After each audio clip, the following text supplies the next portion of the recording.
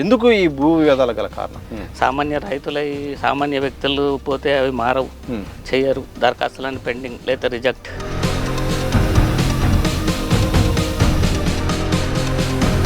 రమ్మను రెవెన్యూ మంత్రిని లేదా ముఖ్యమంత్రిని వచ్చి ఒక సబ్ రిజిస్టర్ ఆఫీస్లో కూర్చొని 15 నిమిషాలలో రిజిస్ట్రేషన్ చేసి చూపించమని. కావట్లేదు. చూచూ మంత్రగాళ్ళం, తిమ్మిని బమ్మిని చేసేస్తాం, రికార్డులను మార్చేస్తాం, సమస్యలు సృష్టిస్తాం, మేమేరా రెవెన్యూ ఉద్యోగులం. తెలంగాణ రియాల్టర్స్ అసోసియేషన్ తరఫున మేము ఈ రాష్ట్ర ప్రభుత్వాన్ని డిమాండ్ చేస్తున్నాం, వెంటనే స్లాట్ విధానాన్ని రద్దన చేయండి, లేదా అన్లిమిటెడ్ స్లాట్స్ అన్న పెట్టండి. సార్, రియల్ ఎస్టేట్ రంగంపై హైడ్రా ప్రభావం ఎంత అంటే ఏం చెప్తారు? హైదరాబాద్ నగరంలో 44 చెరువులు కనుమరుగైపోయినాయి. మరి హైడ్రా ఏం చేస్తుంది? సింగరేణి కాలరీస్లో పనిచేసి తట్టలు మోసి జీవితకాలం తట్టలు మోసి ఆడొక ప్లాట్ కొంటే ఇవాళ వచ్చి నువ్వు ప్రభుత్వ భూమిని స్వాధీనం చేసుకున్నావు.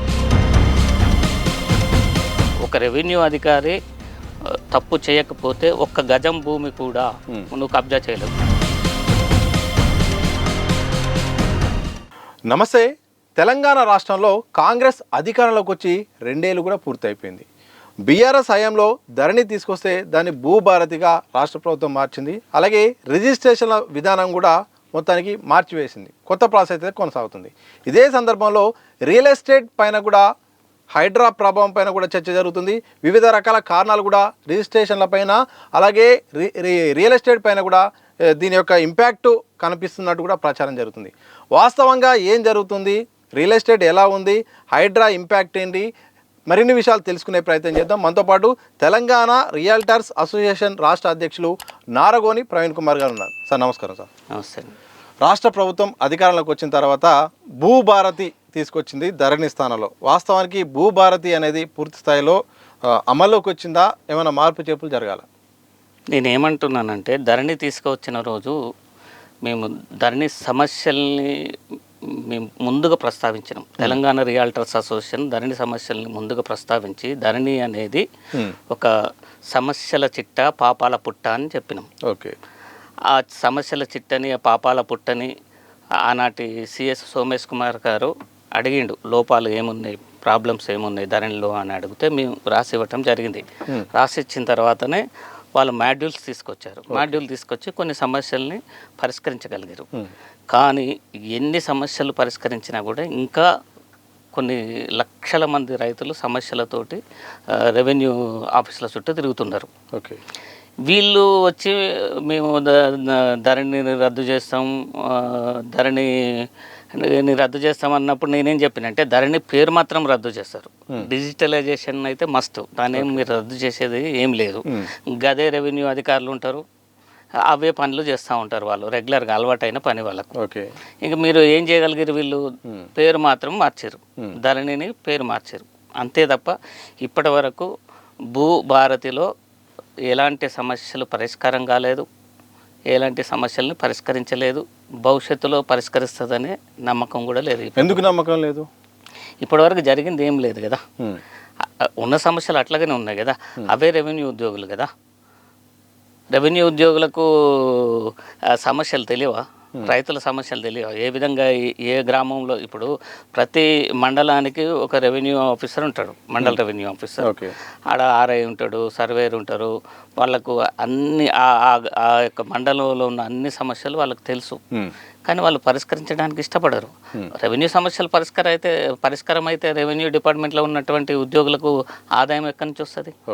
అన్న ధరణి తీసుకొచ్చినప్పుడు ఎంఆర్ఓల నుంచి మొదలు పెడితే కలెక్టర్ల వరకు, సిసిఎల్ఏ కమిషనర్ నుంచి సిఎస్ వరకు ఆ రోజు వేల కోట్ల రూపాయలు, వందల కోట్ల రూపాయలు సంపాదించారు అనేది చెప్పుకుంటున్నారు ప్రజలు.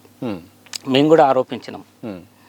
ఇప్పుడు అదే అధికారులు ఉన్నారు కదా, వాళ్ళు కొత్తగా ఊరికే ఎందుకు సమస్యలను పరిష్కరిస్తారు? వాళ్ళకి సమస్యలు తెలుసు, కానీ ఏ రైతు కలెక్టర్ని కలవగలుగుతాడు? కలెక్టర్ దగ్గర ఏ రైతుని కలెక్టర్ కలుస్తాడు? ఉమ్. కలెక్టర్ అనే వ్యక్తులు ప్రస్తుతం ఏం చేస్తున్నారు? ప్రజల్ని కలవట్లేరు వాళ్ళు. ఓకే.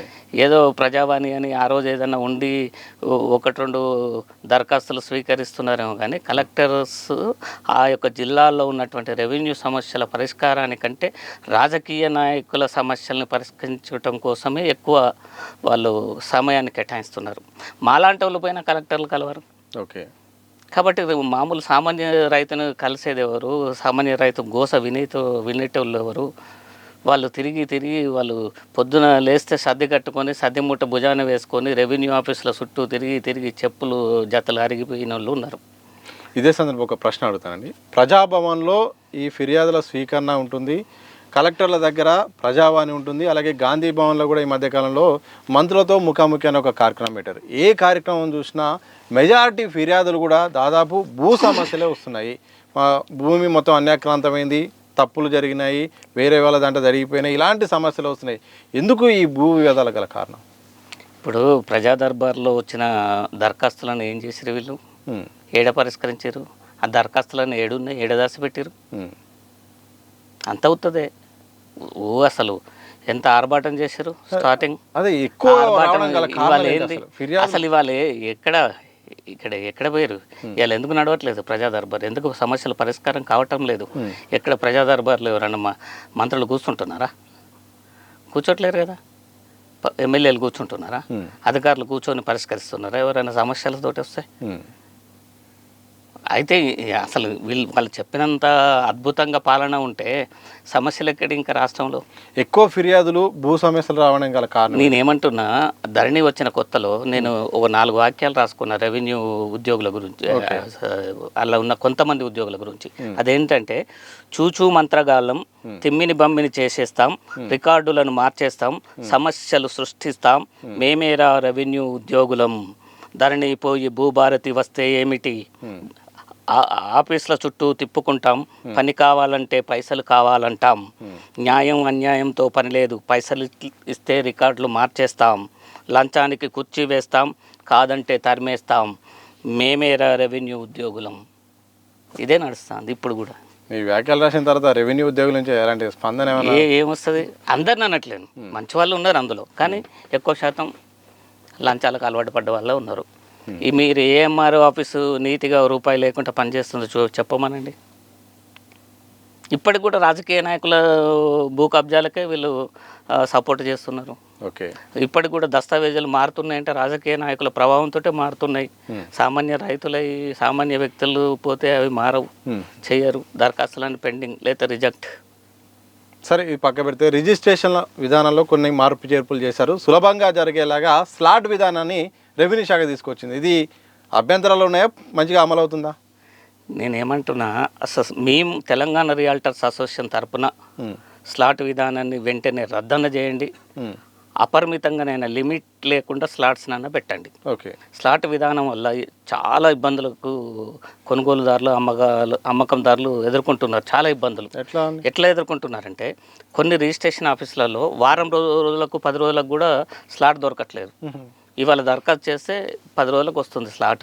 ఓకే. దానివల్ల ఇబ్బందులు కావా? ఇప్పుడు ఎవరైనా ఒక ప్రాపర్టీ జీవితకాలంలో ఒకటి కొనుక్కున్నప్పుడు మంచి రోజు కొనుక్కోవాలనుకుంటాడు, మంచి రోజు స్లాట్ దొరకట్లేదు.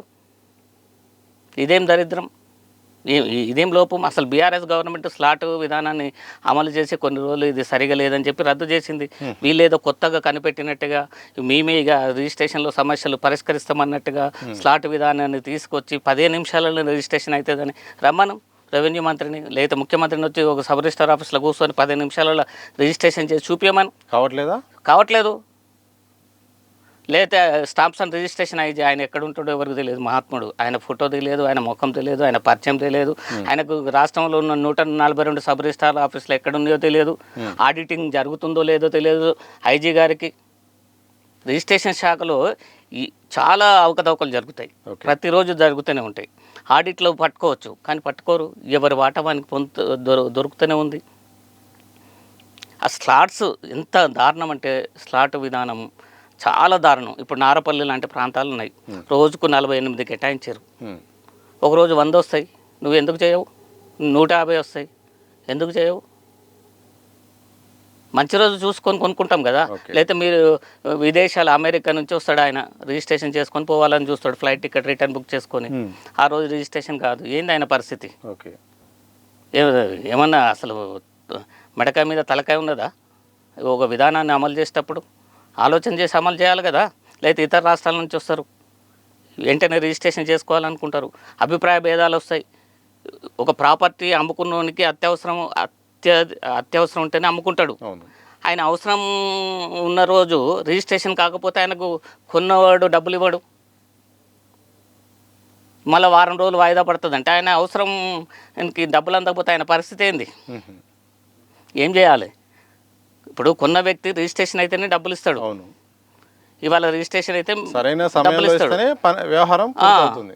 లేకపోతే వారం రోజులకో 10 రోజులకో అయితే ఎట్లా? ఆయన పరిస్థితి ఏంది? అవసరానికి అమ్ముకున్నాడు కదా.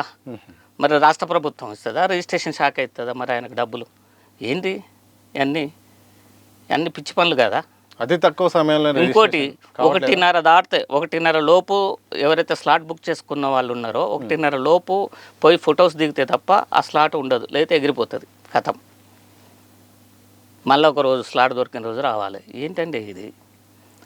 అరే భూమి నడుస్తుంది, రియల్ ఎస్టేట్ భూమి నడిచినప్పుడు రాత్రి 10-11 గంటల వరకు కూడా సబ్ రిజిస్టార్లు ఉండి రిజిస్ట్రేషన్ చేసిరు ఓపికగా.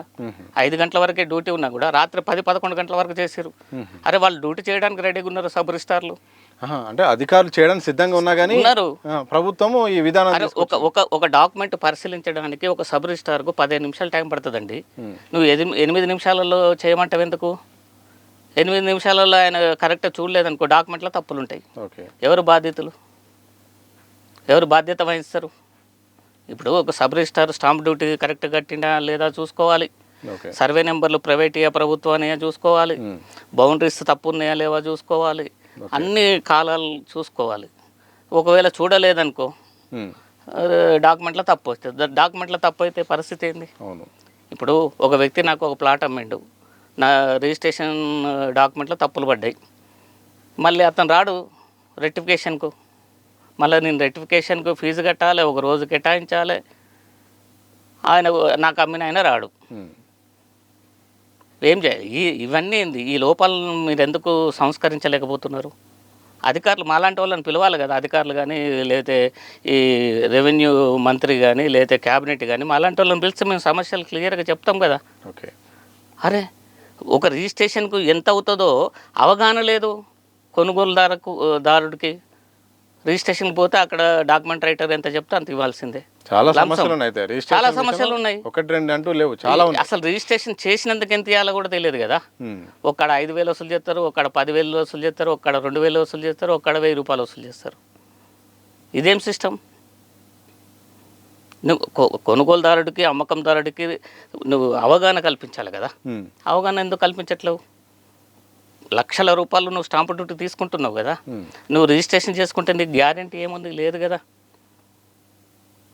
ఏం గ్యారంటీ ఇస్తున్నావు? ఏం షూరిటీ ఇస్తున్నావు? రిజిస్ట్రేషన్ చేసుకున్న వ్యక్తికి ఏం లేదు. టైటిల్ అదేమన్నా టైటిల్ కూడా కాదు. ఒక వ్యక్తి నుంచి ఇంకొక వ్యక్తికి ప్రాపర్టీ చేయి మారినట్టుగా ఎవిడెన్స్ మాత్రమే రిజిస్ట్రేషన్ అంటే. రిజిస్ట్రేషన్ అంటే నీకు ఏదో క్లియర్ టైటిల్ ఇచ్చినట్టు కాదు. గవర్నమెంట్ ఒకటి నుండి మరొకరు మార్చడమే, మారినట్టుగా ఎవిడెన్స్. ఎంత దారుణం చూడండి. అంటే కొనుగోలుదారుడికి భద్రత ఎక్కడండి? ఏ రకంగా కూడా భద్రత లేదు. దాన్ని అది చెప్పేవాళ్ళు లేరు. వస్తారు ఒక డాక్యుమెంట్ రైటర్కు డాక్యుమెంట్లు ఇస్తారు, ఆ డాక్యుమెంట్ రైటర్ డాక్యుమెంట్ తయారు చేస్తాడు. ఆయనకేం తెలుసు? డాక్యుమెంట్ రైటర్ కూడా అలా ఉన్నట్టుగా తయారు చేస్తాడు, సబ్ రిజిస్టార్ ముందు పెడతాడు, రిజిస్ట్రేషన్ అవుతుంది. ఆ తర్వాత ఆ ప్రాపర్టీలో ఉన్న లోపాలు తెలుస్తాయి. 5 సంవత్సరాలకో 10 సంవత్సరాలకో 20 సంవత్సరాలకో కొన్నోడు మోసపోతుండు, లాస్ అవుతుండు. ఇదేం పద్ధతి? ఖచ్చితంగా మేము తెలంగాణ రియాల్టర్స్ అసోసియేషన్ తరఫున మేము ఈ రాష్ట్ర ప్రభుత్వాన్ని డిమాండ్ చేస్తున్నాం. వెంటనే స్లాట్ విధానాన్ని రద్దన చేయండి, లేదా అన్లిమిటెడ్ స్లాట్స్ అన్న పెట్టండి. మీకేం కష్టం అవుతుంది? ఇవాళ వస్తున్న ఆదాయాన్ని ఇవాళ వద్దు 10 రోజులు వాయిదా ఎందుకు వేసుకుంటుంది గవర్నమెంట్? ఈరోజు 100 రిజిస్ట్రేషన్లు వస్తే నీకు 4 కోట్ల రూపాయలు వస్తాయి. నువ్వు 4 కోట్ల రూపాయలు ఇవ్వద్దు, నాకు 10 రోజుల తర్వాత తీసుకుంటానంటేంది రెవెన్యూ డిపార్ట్మెంట్ ప్రభుత్వం?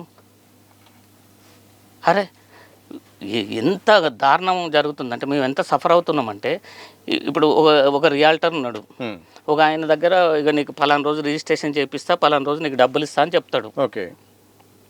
ఆయన కొన్న ఆయన ఇంకో వైపు నుంచి వస్తాడు. కొన్న ఆయన ఏమంటాడు, అయ్యా నేను డబ్బులు ఇవ్వడానికి రెడీగా ఉన్నా కానీ మరి ఆడ రిజిస్ట్రేషన్కు టైం దొరకట్లేదు, స్లాట్ బుక్ కావట్లేదు అని చెప్తాడు. ఈ అమ్మినోడు ఏం చేస్తాడు, నాకు ఇవన్నీ తెలియదు, నాకు ఈరోజు డబ్బులు కావాలి, నువ్వు ఇస్తాను, నువ్వు రిజిస్ట్రేషన్ చేసుకో, నేను చేస్తాను, నాకు డబ్బులు ఇవ్వు. కొన్నోడు ఏం చేస్తాడు, అరే రిజిస్ట్రేషన్ కాకుండా డబ్బులు ఎట్లా ఇస్తా, నీకు డబ్బులు ఇస్తా, నువ్వు మళ్ళీ రిజిస్ట్రేషన్ చేస్తావు చేయవు. ఈ సమస్య ఎవడు పరిష్కరించాలి? సో మొత్తానికి అయితే స్లాట్ విధానాన్ని రద్దు చేయాలి. ఇప్పుడు ఇప్పటికిప్పుడు అనుకుంటాం, ఇప్పుడు మీరు ఒక ప్రాపర్టీ అమ్ముతున్నారు, మీకు ఇవాళ అవసరం ఉంది అర్జెంటుగా, అయిపోవాలి, మీరు నేను కొంటాను ఇప్పుడే ఈ గంటలో రిజిస్ట్రేషన్ ఆఫీస్కి పోతే అయిపోయేటట్లు ఉండాలి, కానీ ఇదేంటి? సరే, ఇక రియల్ ఎస్టేట్ విషయానికి వద్దాం.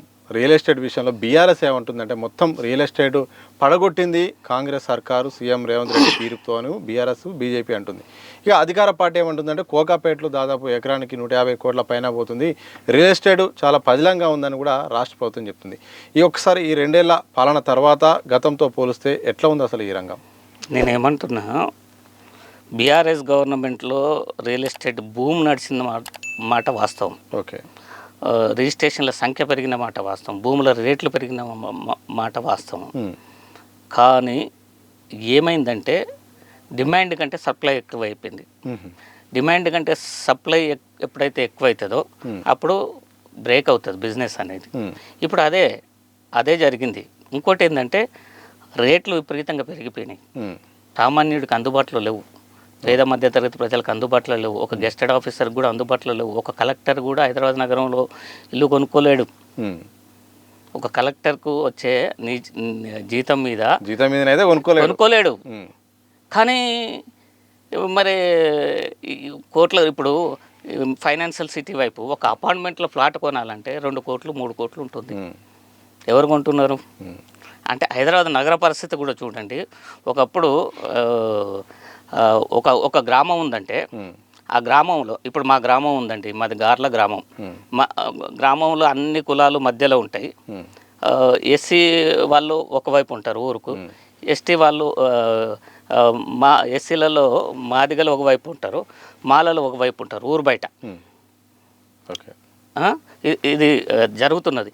ఇవాళ కూడా హైదరాబాద్ నగరంలో సంపన్నులు ఒకవైపు, పేద మధ్యతరగతి ప్రజలు ఒకవైపు, మధ్యతరగతి ప్రజలు ఒకవైపు, పేదలు ఒకవైపు, ఈ విధంగా తయారైంది హైదరాబాద్ నగరం కూడా.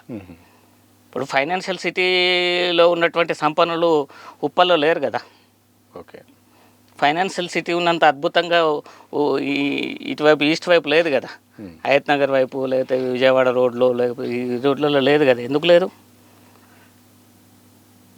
ఇట్లా అంటే చేంజ్నెస్ అనేది హైదరాబాద్ నగరంలో ఈ సంపన్నులకు మధ్యతరగతి ప్రజలకు గ్యాబుని పెంచింది. ఆ గ్యాబు ఎట్లా పెరిగింది అంటే భూముల రేట్లు పెరిగిన, సంపన్నులు హైరేజ్ అపార్ట్మెంట్లు కట్టుకున్నారు, లగ్జరీ లైఫ్ను అనుభవిస్తున్నారు హైదరాబాద్ నగరంలో. పేదవాడు గుడిసెలలో ఉన్నాడు, మధ్యతరగతి వాడు 100 గజాలు 60 గజాల ఇళ్లలో ఉన్నారు.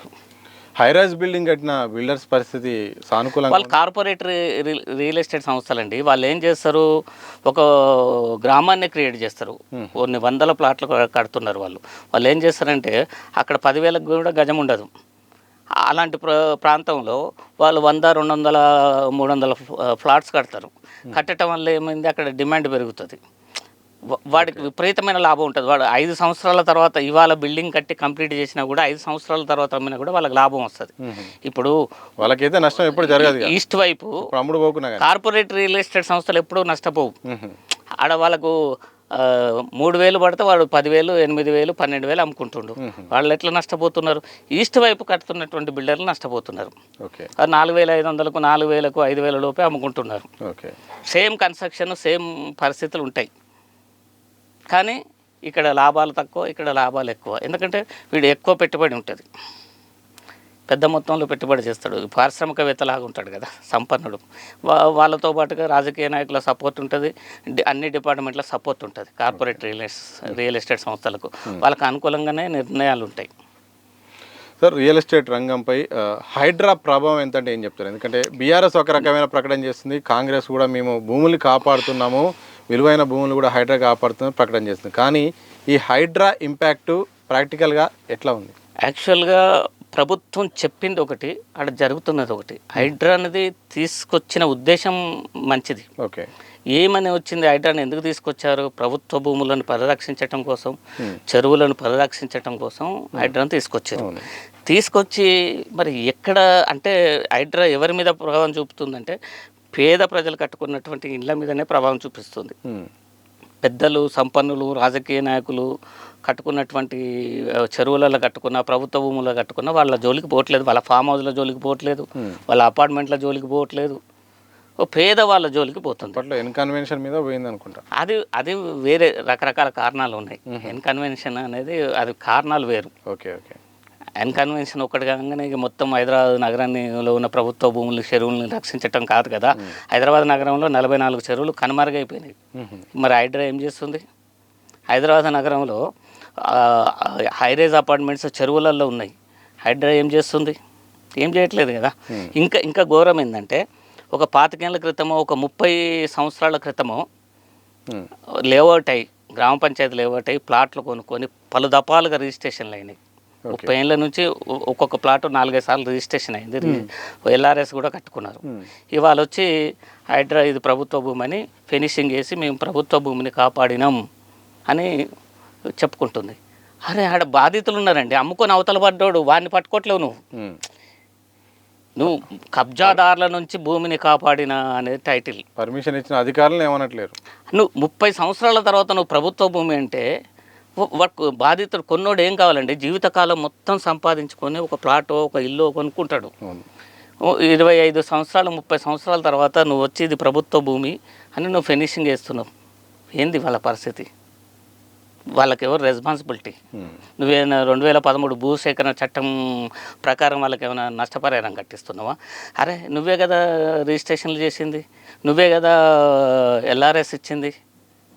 ఇన్ని చేసిన తర్వాత కూడా ఇన్ని సంవత్సరాల తర్వాత నువ్వు వచ్చి అది ప్రభుత్వ భూమి అని, లేకపోతే ఎఫ్టీఎల్లో ఉందని, బఫర్ జోన్లో ఉందని, లేకపోతే ఆ ప్లాట్ కింద కెనాల్ ఉందని చెప్పి ఏంది ఈ అరాచకం? నువ్వు ఎందుకు ఇప్పటికి కూడా నువ్వు ఎందుకు చేయట్లేవు? హైడ్రా కానీ ప్రభుత్వం కూడా ఎందుకు ఇప్పటికి కూడా చెరువుల చుట్టూ ఎఫ్టీఎల్ని లేదా బఫర్ జోన్ ఎందుకు నిర్ణయించట్లేదు? ప్రభుత్వ భూములని ప్రభుత్వ భూములని ఇప్పటి వరకు ఎందుకు ఇప్పుడు మొన్న దివ్యానగర్ అని ఉంది కాచివాన్ సింగారంలో, మేడ్చల్ మల్కాజ్గిరి జిల్లాలో 30 ఏళ్ల క్రితం ప్లాట్లు కొన్నారు. 30 సంవత్సరాలు ఒక్కొక్క ప్లాట్ 4-5 సార్లు రిజిస్ట్రేషన్ అయింది. కొన్ని ప్లాట్లకు ఎల్ఆర్ఎస్ కూడా వచ్చింది. ఓకే, మొన్న వచ్చిండు 4 రోజుల క్రితం హైడ్రా వచ్చింది, ఫినిషింగ్ చేసింది. ఇప్పుడు ఆ బాధితులు ఎక్కడికి పోవాలి? ఎవరిని అడగాలి? ఎవరిది లోపం? ఎవరిది తప్పు? 30 సంవత్సరాలైనా ఇది ప్రభుత్వ భూమి అని చెప్పలేని రెవెన్యూ డిపార్ట్మెంట్ తప్ప, 30 సంవత్సరాలు జరిగిన రిజిస్ట్రేషన్లు చేసిన డిపార్ట్మెంట్ తప్ప, లేకపోతే ఈ రాష్ట్రంలో ఇల్లు కట్టుకోవాలని కలలు కన్ని జీవితం మొత్తం సంపాదించుకొని ఆడ ప్లాట్ కొన్ని ఉంది తప్ప ఏంది ఈ అన్యాయం? వాడు బాధితుడు కదా, బాధితుడిని కబ్జాదారుడిగా చెప్తున్నావు ఎందుకు? అసలు కబ్జా చేసి అమ్ముకున్నాడు అవతల పడ్డాడు. ఓకే, దానికి వాని మీద చర్యలు లేవు, దానికి అనుమతించిన అధికారులు వాని మీద చర్యలు లేవు, వాని మీద నువ్వు చట్టం ఎందుకు చేయట్లేవు? ఎవడైతే కబ్జా చేసి అమ్ముకొని అవతల పడతాడో నువ్వు ఒక చట్టాన్ని చెయ్యి, అతని నుంచి రికవరీ చెయ్యి. ఇప్పుడు అట్లా చాలామంది ఉన్నారు సంపన్నులు, ఇట్లా ప్రభుత్వ భూములను అమ్ముకొని సంపాదించి కోట్లు వెనకేసుకున్న వాళ్ళు చాలామంది ఉన్నారు. వాడు హాయిగా ఉంటుండు, ఎవరైతే ఆడ కొన్నారో వాళ్ళు నష్టపోతున్నారు. ఇదేం అన్యాయం? ఎంత దారుణం ఇది! అసలు నువ్వు అవగాహన ఇక్కడ ప్రాపర్టీ కొనాలను అనేది ప్రభుత్వమైన అవగాహన కల్పించాలి కదా. ఇప్పుడు ఈ బిల్డింగ్ కింద కెనాల్ ఉందో లేకపోతే ఇంతకుముందు చెరువు ఉందో ఎవరికి తెలియాలి కదా. నువ్వు ఇవాళ వచ్చి ఈడ చెరువు ఉంది, నువ్వు ఈడ కొన్నావు కాబట్టి నేను కూలగొడతా, నేను ఫినిషింగ్ చేసుకుంటా అంటే ఏంది పరిస్థితి? ఏంది? ఇన్నాళ్ళు నువ్వేం చేసినావు? నీ ప్రభుత్వం ఏం చేసింది? ఇంతకుముందు కూడా కాంగ్రెస్ ప్రభుత్వం ఆలోచించాలి కదా. ఆ జీవితకాలం సంపాదించుకుంది మట్టిలో కలిసిపోతుంది కదా. వాళ్ళ పరిస్థితి ఏంది? వాళ్ళు రోడ్డు మీద పడుతున్నారు కదా. అంత తీవ్రమైన అన్యాయం జరుగుతుంది కదా వాళ్ళకు. ఇన్ని సంవత్సరాల నుంచి నువ్వు కాముగా ఉండి ఇవాళ ప్రభుత్వ భూమి అంటే వాడి పరిస్థితి ఏంది, ఇవాళ చెరువు అంటే వాడి పరిస్థితి ఏంది, ఇవాళ నాల అంటే వాడి పరిస్థితి ఏంది? ఓకే. ఎంత అన్యాయం అది. కొన్ని లక్షల రూపాయల ప్రాపర్టీ కదా. మొన్న దివ్యానగర్లో ఒక్కొక్క ప్లాటు 50-60 లక్షలు ఉంటుంది. ఆ 50-60 లక్షలు పెట్టి కొన్న వాళ్ళ పరిస్థితి ఏంది? 50-60 లక్షలు అంటే వాడు జీవితకాలం సంపాదన. పాపం అక్కడ సింగరేణి ఎంప్లాయీస్ కొన్నారు చాలామంది. సింగరేణి కాలరీస్లో పనిచేసి తట్టలు మోసి జీవితకాలం తట్టలు మోసి ఆడొక ప్లాట్ కొంటే ఇవాళ వచ్చి నువ్వు ప్రభుత్వ భూమిని స్వాధీనం చేసుకున్నావు. అమ్ముకున్నాడు, మంచుకున్నాడు. ఇవాళ వాళ్ళు ఏడుస్తున్నారు. ఎవరు బాధ్యత వహించాలి? ఎవరిది తప్పు ఇక్కడ? రెవెన్యూ డిపార్ట్మెంట్ ముందే లేఅవుట్ చేసేటప్పుడే ఆపి ఫినిషింగ్ చేస్తే వాళ్ళు కొనకపోయేటోళ్ళు కదా. ఇలాంటి చాలా సమస్యలు ఉన్నాయి. హైడ్రా నీతిగా నిజాయితీగా పనిచేయాలని మేము కోరుకుంటున్నాం, కానీ అది కనబడట్లేదు. టాప్కు మాట మాట్లాడుతుంది హైడ్రా. సరే, టాపిక్ సంబంధం లేకుండా ఒక ప్రశ్న అండి. నిన్నట్టుండి ఒక వార్త వస్తుంది, నయీం సంబంధించిన భూముల వ్యవహారము, నయీం సంబంధించిన ఆస్తుల చిట్టా సాయన ఈడీ దర్యాప్తు వేగం పెంచింది, ఇక నోటీసులు ఫిర్యాదులు అంటూ వార్తలు వస్తున్నాయి. నిజంగా నయీం విషయంలో ఆస్తులు ఏమైనా రికవరీ అయ్యే అవకాశం ఉందా? మీకు తెలిసిన సమాచారం ఏంటి? ఇప్పుడు రాజకీయాల్లో వస్తున్నటువంటి మార్పులు అయితే పొలిటికల్ ఇష్యూస్ని కనుమరుగు చేయటం కోసం, పక్కదో పట్టేయటం కోసం అప్పుడప్పుడు నయం లాంటి వార్తలు వస్తాయి అన్నట్టు. ఈ నయం చనిపోయి కొన్ని సంవత్సరాలు అయిపోతుంది. ఇంతవరకు ఆ ప్రాపర్టీస్ ఎక్కడున్నాయో తెలియదు, ఎవరికి ఉన్నాయో తెలియదు, ఆ లెక్కలు తెలియదు, ఎవరి చేతిలో ఉన్నాయో తెలియదు. అంత అవుతుంది అంత అన్నీ అది కథం. ఇవాళ వార్త వచ్చింది కదా, ఇక మళ్ళీ 3-4 ఏళ్ళ వరకు అది కనబడదు. కేంద్ర దర్యాప్తు ఏ సంస్థ కూడా ఏం చేయలేదండి. ఈడీలు లేకపోతే సిబిఐలు ఇవన్నీ కరెక్ట్గా పనిచేస్తే వందల కోట్లు, వేల కోట్లు, లక్షల కోట్లు రాజకీయ నాయకులు ఎట్లా సంపాదిస్తారండి? అవన్నీ వీళ్ళకి అనుకూలంగా ఉన్నాయి. ఇవాళ న్యాయం ఆస్తులు ఎవరి చేతిలో ఉంటే రాజకీయ నాయకుల చేతుల్లో ఉంటాయి. రాజకీయ నాయకులకు తెలియదా? ఇప్పుడు పాలకులకు తెలియదా? గత పాలకులకు తెలియదా? ఈ పాలకులకు తెలియదా? రెవెన్యూ డిపార్ట్మెంట్కు తెలియదా ఏం జరిగింది అనేది? నువ్వు ఎట్లా ప్రూవ్ చేస్తావు? అంత క్లియర్ నువ్వు ఎట్లా ప్రూవ్ చేస్తావు? డైరీ ఉందంటగా, డైరీ అరే డైరీ లీగల్గా చెల్లదు కదా. కోర్టుకు పోతే నేను కూడా రాసుకుంటా, ఈ బిల్డింగు నేను పలానా రోజు కొన్నా, ఇది నాది, ఇక పలానా అయిన పేరు మీద చెల్తుందా ఈ బిల్డింగ్ నాదంటే? డైరీలో నేను రాసుకొని చనిపోయినా, పేపర్లకే దిక్కులేదు, గట్టిగా మాట్లాడు. ఎట్లా తేలుతా చెప్పు? అది ఎట్లా తేలుతాయి? అన్నీ బ్లఫ్, అవన్నీ ఉత్త వార్తలు. ఆయన నిజంగా సంపాదించిండా లేదో తెలియదు, ఆయన కబ్జాలు చేసిండా లేదో తెలియదు, ఆయన బినామీ వ్యక్తుల పేర్ల మీద పెట్టిండా ఆస్తులు తెలియదు, ఎవరి పేరు మీద ఉన్నాయో తెలియదు. అంటే ఈ నయము పేర్లో లేకపోతే ఇంకొక ఆయన పేర్లో తీసుకొస్తూ ఉంటారు. అంతా ఉత్తది. వీళ్ళంతా రాజకీయ నాయకులు తోడు దొంగలండి. ఈ తోడు దొంగలు అప్పుడప్పుడు కావాలని కొన్ని వార్తలు రాపిస్తూ ఉంటారు, కొన్ని వార్తలు వస్తూ ఉంటాయి, పోతూ ఉంటాయి. మళ్ళీ 10 ఏళ్ళకు తేలుతుంది ఈ వార్త, మళ్ళీ 5 ఏళ్ళకు 10 ఏళ్ళకు మళ్ళీ తేలుతుంది, మళ్ళీ నయం, మళ్ళీ మునిగిపోతుంది, మళ్ళీ తేలుతుంది. ఇవే ఇట్లాంటి వార్తలు నయం అంతే. అసలు ఈ రాష్ట్రంలో సీలింగ్ యాక్ట్ ఉన్నదని ఎంతమందికి తెలుసు? 54 ఎకరాల కంటే ఎక్కువ ఒక వ్యక్తి పేరు మీద ఉండకూడదు. కాంగ్రెస్ ప్రభుత్వం తీసుకొచ్చింది. 54 ఎకరాల కంటే ఎక్కువ ఉండకూడదు అనేది ఈ రాష్ట్ర ప్రభుత్వం అమలు చేస్తుంది ఆ చట్టాన్ని. ఏడా అమలు చేస్తుంది? అమలు చేస్తుంటే ఒకే కంపౌండ్ వల్ల 200 ఎకరాలు 300 ఎకరాలు ఎట్లా ఉంటాయి ఫామ్ హౌస్లు? డైరెక్ట్ మాజీ మంత్రి ఎంత దుర్వినియోగం చేస్తున్నారు. మాజీ మంత్రి కూడా నాకు 600 ఎకరాలు ఉందని ఆయన చెప్తున్నారు. సంస్థల పేరు మీద ఉండొచ్చు, ఇక్కడ ఇంకో లాజిక్ ఉంది, వ్యక్తుల పేరు మీద ఉండొద్దు. వీళ్ళు ఏం చేశారంటే అప్పుడు ఎప్పుడైతే ఆ సంస్కరణలు తీసుకొచ్చినప్పుడు వీళ్ళు ఏం చేశారు, ఒక 200-300 ఎకరాలు ఉన్నటువంటి అప్పుడు దేశముఖులు ఉండేవాళ్ళు, వాళ్ళ పేరు మీద, వీళ్ళ పేరు మీద, జీతగాళ్ళ పేరు మీద, చుట్టాల పేరు మీద, ఇంట్లో కుటుంబ సభ్యుల పేరు మీద, మనవుల మీద, దొరికిన వ్యక్తి పేరు మీద రాసేసారు అన్నట్టు. ప్రభుత్వానికి ఎందుకు అప్పనంగా అప్పచెప్పాలి అని అట్లా. కానీ అనుభవించేది వీళ్ళే. ఇప్పుడు ఒక వ్యక్తి చేతిలో కొన్ని 100 కోట్లు, 1000 కోట్లు, లక్షల కోట్లు ఎట్లా ఉంటాయండి? అది ప్రభుత్వానికి తెలియదా? లెక్కలు లేవా? ఎవరి బినామీలో కూడా తెలుస్తుంది, అంత ఎంక్వైరీలో తెలుస్తుంది కదా, ఎందుకు తెలియట్లేదు? ఇప్పుడు వీళ్ళు తేల్చుకునేసరికి ఒక జీవితకాలం అయిపోతుంది. మన తరం చూడవు, ఈ లెక్కలన్నీ తేలాలంటే మన తరం చూడదు అన్నట్టు. ఇవన్నీ ఉత్తగే. చివరిగా చెప్పండి, 2 ఏళ్ళు కాంగ్రెస్ పాలన పూర్తి అయిపోయింది, ఇక సగం పాలన అయిపోయినట్టే. సరే, ఒకవేళ ఇప్పటికైనా ఏమన్నా మార్పులు చేర్పులు చేసుకోవాలనుకుంటే ప్రభుత్వం ముందున్న లక్ష్యాలు ఏంటి? రియల్ ఎస్టేట్ రంగం కానీ, హైడ్రా విధానంలో కానీ, రిజిస్ట్రేషన్లో కానీ, ఓవరాల్గా రియల్ ఎస్టేట్ ఒక మంచి స్థానంలో ఉండాలన్నా కానీ, అంత ప్రజలు సామాన్యులు కూడా లబ్ధి జరగాలన్నా కానీ ఎలాంటి సంస్కరణలు విధానాలు జరగాలి? నేనేమంటున్నా అంటే ప్రజల ఆస్తులకు భద్రత కల్పించాలి ప్రభుత్వం. ప్రజలు ఒక వ్యక్తి ఒక ప్లాట్ కొంటుండంటే అది సరైనదా కాదా అనేది ఐడెంటిఫై చేయడానికి ఒక సంస్థను పెట్టండి. అది ప్రభుత్వ భూమి, లేకపోతే చెరువు చిక్కమా, లేకపోతే ఎఫ్టీఎల్లో ఉందా, బఫర్ జోన్లో ఉందా, ఇంకో దాంట్లో ఉందా, కెనాల్లో ఉందా అనేది ఒక చట్టం పెట్టండి. ఇప్పుడు ఇక్కడ చెరువు పూర్తి చేసారు, లేఅవుట్ చేసేసారు, అందరం కొంటున్నాం, నేను కూడా కొన్నా. ఈ ఒక 10 ఏళ్ళ తర్వాత ఇది చెరువు అంటే పరిస్థితి ఏంది? దానికి ఎవరు బాధ్యత వహించాలి? ఇప్పుడు కొండాపూర్లో ఒక లేఅవుట్ ఉంటుంది, 152, 53, 54 సర్వే నెంబర్. హెచ్ఎండిఏ లేఅవుట్ అయింది, 200 మంది కొనుక్కున్నారు. గట్కేశ్వర దగ్గర 200 మంది కొనుక్కున్నారు. హెచ్ఎండిఏ లేఅవుట్ పర్మిషన్ వచ్చింది. ఈ రియాల్టర్ అమ్ముకున్నాడు. అమ్ముకొని అవతల పడ్డ తర్వాత అది వక్ఫ్ బోర్డు భూమి అని ఇప్పుడు రిజిస్ట్రేషన్లు పనిచేశారు. ఇలా కొనుక్కున్న పరిస్థితి ఏంది? ఎవరిది లోపం? అది తెలియాలి కదా, అది చెప్పగలగాలి కదా. ఎవరు ఇక్కడ కొన్నోడు తప్ప, హెచ్ఎండిఏ పర్మిషన్ ఇచ్చిన హెచ్ఎండిఏ తప్ప, ఆడ లేఅవుట్ అవుతున్న కళ్ళు మూసుకున్న రెవెన్యూ డిపార్ట్మెంట్ తప్ప, వక్ఫ్ బోర్డుది తప్ప, రాష్ట్రం ఎవరిది తప్పు?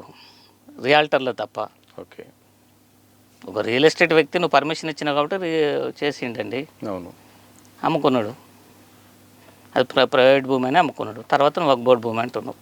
కాంగ్రెస్ గవర్నమెంట్ వచ్చిన తర్వాత కూడా చాలా గ్రామాల్లో కొత్తగా వక్ఫ్ బోర్డు భూమి కింద కొన్ని సర్వే నెంబర్లను వేసారు. చాలా ప్లాట్లు, చాలామంది ఇండ్లు, ప్రాపర్టీస్ వక్ఫ్ బోర్డు కిందకి వెళ్ళిపోయినాయి. అవి ఇప్పుడు రిజిస్ట్రేషన్స్ కావు. అయ్యే పరిస్థితి ఉండదు. ఒక్కొక్క ప్లాట్ 4-5 సార్లు రిజిస్ట్రేషన్ అయింది, ఒక్కొక్క ఇల్లు 4-5 సార్లు రిజిస్ట్రేషన్ అయింది. ఇవాళ కాదంటున్నారు. వాడి పరిస్థితి ఏంది? వానికి ఎమర్జెన్సీ హాస్పిటల్ ఖర్చు వస్తుంది, లేకపోతే పిల్లల చదువుకు వస్తుంది, లేకపోతే ఇంకేదైనా అవసరానికి అమ్ముకోవాలి. ఇలా అమ్ముకుంటే కొనేటోళ్ళు లేడు. వ్యవస్థలో లోపం ఉంది, పాలనలో లోపం ఉంది, రెవెన్యూ డిపార్ట్మెంట్లో లోపం ఉంది, రిజిస్ట్రేషన్ డిపార్ట్మెంట్లో లోపం ఉంది.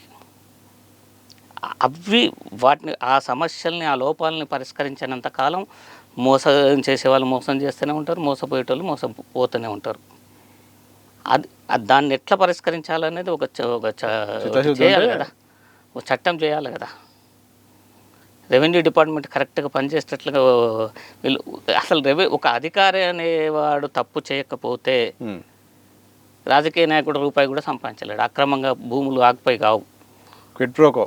కిడ్ ప్రోకో ఒక రెవెన్యూ అధికారి తప్పు చేయకపోతే ఒక్క గజం భూమి కూడా నువ్వు కబ్జా చేయలేవు. ఎట్లా చేస్తావు చెప్పండి? రెవెన్యూ రికార్డులే కదా, రెవెన్యూ అధికారులే కదా నీ పేరు మీద రికార్డులు రాయాలంటే. మరి ఆయన తప్పు చేస్తేనే కదా. మరి ఖచ్చితంగా ఇవాళ లోపాలు జరిగినాయి అంటే ఏం జరిగినాయి ఇప్పుడు ఫర్ ఎగ్జాంపుల్ సబ్ రిజిస్టర్ ఆఫీస్లో అప్పుడు రిజిస్ట్రేషన్స్ అయ్యేటి పొలాలు కూడా ఎకరాలు రిజిస్ట్రేషన్ చేసుకున్నా, నేనే పొజిషన్లో ఉన్నా, నా పేరు మీదనే భూమి ఉంది, అన్నీ బాగానే ఉన్నాయి. ధరణి రాగానే ఏమైంది? రిజిస్ట్రేషన్ డిపార్ట్మెంట్లో ఉన్న రిజిస్ట్రేషన్లు అట్లనే ఉండి రెవెన్యూలో మోటేషన్ చేసుకోలేదు. పాహనీలలో నేను రాయించుకోలేదు, రెవెన్యూ రికార్డులలో రాయించుకోలేదు. నిర్లక్ష్యం. నాదే కదా ప్రాపర్టీ, నేనే అనుభవిస్తున్నా కదా. దానివల్ల ఏమైంది? ధరణి రాగానే పాత ఓనర్ పేరు మీదనే ధరణి పాస్బుక్స్ వచ్చినాయి. నేను ఇక్కడే ఉన్నా. పరిస్థితి ఏంది? మళ్ళీ నువ్వు నాకు రిజిస్ట్రేషన్ ఉత్తగా చేస్తావా? ఆ రోజు నేను ₹1,00,000 ఎకరం అమ్మినా, ఇవాళ ₹1,00,00,000 అయింది. సగం అంటావు. లేకపోతే నువ్వు అమ్ముకున్న రోజులు కూడా ఉన్నాయి. మళ్ళీ మొదటికి వచ్చింది చాలా సమస్యలు. సాదా బైనామాలు పాత రోజులల్లో ఒక ₹10 స్టాంపు పేపర్ మీద లేకపోతే తెల్ల కాగితాల మీద రాసుకునేది. పెద్ద మనుషులు రాసేది, ఇగో నేను పలానా అయింది, ఇగో ఎకరం భూమి కొన్నాను, ఇగో ఇవి సరిహద్దులు అని వాళ్ళు నీట్గా రాసి కుటుంబ సభ్యులు సంతకం పెట్టుకొని పేపరు పెట్టుకొని ఆ పొజిషన్కి వెళ్ళి ఆడ పంటలు పండించుకుంటూ ఉన్నారు సాదా బైనాలు. ఇప్పుడు ఆ సాదా బైనాలు 9 లక్షల సాదా బైనాలు పెండింగ్లో ఉన్నాయి. వాటిని పరిష్కరించట్లేరు. అందులో నిజమైనవన్నీ, నిజం కానివన్నీ. అట్లాగే అసైన్డ్ భూములకు హక్కులు ఇస్తానన్నారు వీళ్ళు. ఏది హక్కులు ఎప్పుడు ఇస్తారు?